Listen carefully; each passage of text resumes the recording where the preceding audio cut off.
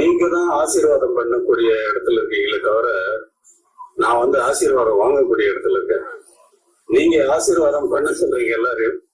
அதுல உங்க மேல எவ்வளவு பிரியம் இருந்ததுன்னா ஜனங்கள்லாம் அவ்வளவு திரளா வந்திருப்பாங்க அப்படிங்கிறத அந்த மனசுதான் தெரிந்து பாருங்க. எல்லாம் மலர்ந்த முகங்களை பார்க்கின்ற பொழுது இறைவன் படைத்த மலர்கள் எல்லாம் ஒரே இடத்தில் குவிந்து உங்களை வாழ்த்துவதற்காக வந்திருக்கிறது நல்ல மனங்களோடு. ஆமா, நீங்க வந்து உங்களுடைய சத்தம் அந்த 65 வருட அனுபவங்கள், அதன் மூலமாக நீங்க பெற்ற எத்தனை இசையமைப்பாளர்களிடம் நீங்கள் பாடியிருக்க, எத்தனை இசையமைப்பாளர்களை நீங்கள் சந்திச்சிருப்பீர்கள் என்பது பாட்டு கேட்கறவங்களுக்கு தெரியாது. ஆனா எங்களை மாதிரி உங்களை எல்லாம் பார்த்து வளர்ந்து நாங்க வந்திருக்கிறோம்னால எங்களுக்கு நல்லா தெரியும். எந்த பெண்டியால நாகேஸ்வராவில இருந்து உங்க பாட்டை முதல் கேட்டுட்டு கண்ணீர் விட்டாரா? நீங்க முத வாய்ஸ்க்காக சான்ஸ் கேட்டு போய் பாடினப்போ அம்மா பாடுறத கேட்டு அழுது ஓன்னு அழுதாரு. அப்படி ஒரு குரல், அப்படி ஒரு வார்த்தையினுடைய உச்சரிப்புல வந்து அவ்வளவு தெளிவு. இது வந்து வேறு யாருக்கும் அமைந்ததில்லை, வேறு யாருக்கும் அமையவும் இல்லை, வேறு யாருக்கும் அமையவும் இல்லை. அப்படி ஒரே ஒருத்தர் தான் இருக்க முடியும். அது வந்து சுசிலா அம்மா தான். அம்மா பாடின பாட்டு ரசிகர்கள்லாம் எங்களுக்கு எந்த பாட்டுமே பிடிக்கும். நீங்க இசையின் கடவுள், இசையின் தேவன். உங்களுக்கு அம்மா பாடின பாட்டுல ஒரு பாட்டு பிடிச்சதுன்னா எந்த பாட்டு சொல்லுவீங்க? ஒன்னா ரெண்டா? ஒண்ணு ஆரம்பத்துல இருந்து வரணும். இல்ல, இசை சாதாரணமா இல்லைங்க. அது கடவுள் கொடுத்து உங்களை இங்க அமிச்சது. அந்த மாதிரிதான் இந்த கடவுள், அந்த மாதிரிதான் நீங்க அந்த இசை கொடுக்குறாங்கன்னா அவரும் கொடுத்தது உங்க வழியா வருது. அதுதான் உங்களுக்கு இளையராஜா. அதான் இளையராஜான்னு ஒருத்தவங்க உருவாயிருக்காங்கன்னா அம்மா பாடின ஒரே ஒரு பாட்டுனாலதான், அதுவும் கவிஞர் எழுதுன அந்த வரிகளினாலதான். எல்லாருமே உங்களுக்கு எல்லாருக்கும் நல்லாவே தெரியும்.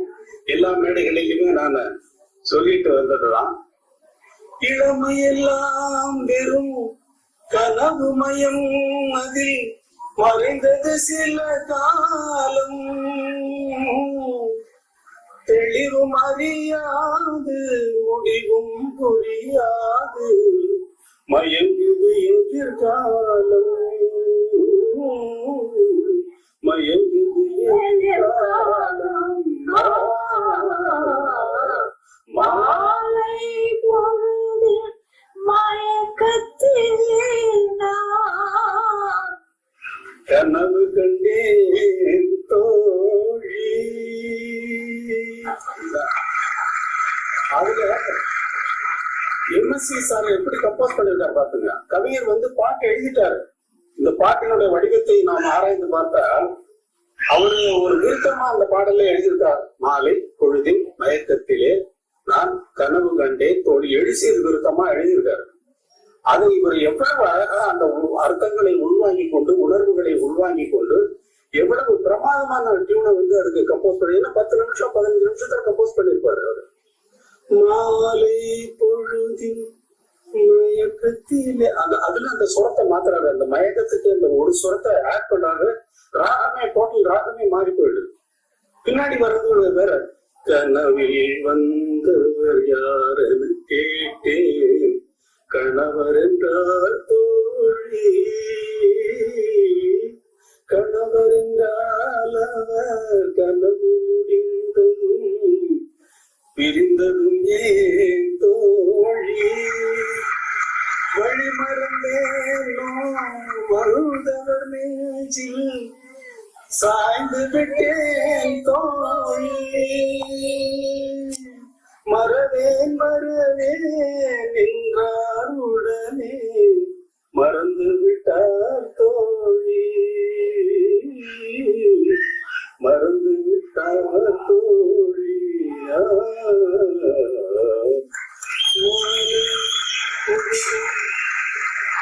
நான் வந்து 14 வயது இந்த பாடல் வெளியாகிற நேரத்துல அங்க கிராமத்துல இருக்கக்கூடிய ஸ்பீக்கர் செட்ல எல்லாம் போட்டுட்டு இருப்பாங்க. நான் ஸ்கூலுக்கு போயிட்டு இருக்கேன். 2 மைல் நடந்து போகணும் பாம்பே ஸ்கூலுக்கு. போற வழியில எங்கேயாவது ஒரு ஊர்ல வந்து எங்கேயோ ஒரு ஸ்பீக்கர் செட்ல கேட்கும். அந்த அந்த ஸ்கூல் முடிஞ்சு திரும்பி வர்ற நேரத்துல மாலை நேரமா இருக்கும், மேற்கு சூரியன் போயிட்டு இருக்கும், மேற்கு மலைத்தொடர். அங்க அந்த மேற்கு மலைத்தொடர் மலையில வந்து அந்த மரங்களை எல்லாம் தாண்டி இந்த சூரிய வெளிச்சம் வந்து விழுகின்ற நேரத்துல மாலை பொழுதின் மயக்கத்திலேன்னு ஒரு பாட்டு வருது. 14 வயசு தான் பையனுக்கு. நான் இளமையெல்லாம் வரும் கனவு மையம் அதில் மறைந்தது சில காலம் வருது. அம்மா இளமையெல்லாம் கனவுல போயிடுச்சு, அம்மா போயிடுச்சு. தெளிவு அறியாத முடிவும் புரியாத மயந்தது எதிர்காலம். அம்மா நம்ம படிக்க போறோம், படிக்கிறதுல ரொம்ப இன்ட்ரெஸ்ட் எனக்கு. எதுக்கு படிக்கணும் அப்படின்னு கேட்டா தெரியாது. வக்கீலாகவா, டாக்டராகவா, இல்ல கிளர்க்கா போய் உட்காரவா, ஒண்ணும் தெரியாது. எதுக்கு படிக்கணும், ஆனா படிக்கணும்னு இன்ட்ரெஸ்ட் இருக்கு. தெளிவு அறியாத முடிவும் புரியாது மயங்குது எதிர்காலம்ங்கிற அந்த வார்த்தை அந்த நேரத்துல எனக்கு வந்து எவ்வளவு பொருத்தமா இருந்ததுன்னா, என்ன ஆகும் எதிர்காலத்துல என்பது எனக்கு புரியல. இன்றைக்கும் இந்த இளைஞர்களுக்கு இந்த வரி, இந்த பாடல் வரிகள் எவ்வளவு பொருத்தமாக இருக்கிறது என்பதை நன்றாக யோசித்து பார்க்க வேண்டும். அதனால்தான் கவிஞரை போல, கவிஞர் கண்ணதாசன் அவர்களை போல ஒரு கவிஞன் உலகத்தில் கிடையவே கிடையாது. ஏனென்றால் திருவாசகம் நான் எழுதுகின்ற இசையமைக்கின்ற நேரத்திலே ஸ்டீபன் ஸ்வாட்ஸ் என்ற பிராட்வே மியூசிக்கல்ஸ் எல்லாம் எழுதக்கூடிய அந்த அவரோட உட்கார்ந்து நான் கம்போஸ் பண்ற நேரத்துல நான் டியூன் கொடுத்துட்டு அவர்கிட்ட நான் லைன் வாங்கல. நீங்க ஃப்ரீயா எழுதுங்கன்னு சொல்லி திருவாசகத்தை ஃபுல்லா அவருக்கு எக்ஸ்பிளைன் பண்ணிட்டு நீங்க எழுதி கொடுங்க, நான் லிட்ரரியா ஃபாலோ பண்ணணுமான்னு கேட்டாரு. இல்ல பண்ணுவாடா, உங்களுக்கு ஃப்ரீயா என்ன தோணுதோ அதை எழுதி கொடுங்கன்னு. எனக்கு எழுதி கொடுத்த போர்ஷன் வந்து ரொம்ப கம்மி. அது அவர் எடுத்துக்கொண்ட நேரம் வந்து 3 மாதம் கழித்து அந்த பாடல்களை எனக்கு அனுப்புறாரு. அதுக்கு நான் செட் பண்ணி வந்து திருவாசகத்தில் நான் ஃபிட் பண்றேன். அப்படித்தான் உலகத்து கவிஞர்கள் இருக்கிறார்களே தவிர, பாடல் சொன்னவுடன் வரிகள் சொல்லக்கூடியவர்கள் உலகத்திலேயே ஒருவரும் கிடையாது. கவிஞரை போல அவ்வளவு எளிதாக வந்து இளமையெல்லாம் வரும் கனவு மயம் அதில் மறைந்தது சில காலம், தெளிவு அறியாத முடிவும் புரியாத மயங்குது எதிர்காலம் என்று இன்றைக்கும் இருக்கக்கூடிய இளைஞர்களுக்கு பொருந்துகின்ற வகையிலே சொல்லுகின்ற அந்த கவிஞன் உடைய புகழ் மேலும் மேலும் ஓங்குமாறு அம்மா அவர்கள் அந்த பாடலை பாடி, எம்எஸ்சி அவர்கள் அந்த பாடலுக்கு இசையமைத்து, அது வந்து என்னை பாதித்து என்னை இளையராஜாவாக ஆக்கி இருக்கிறது.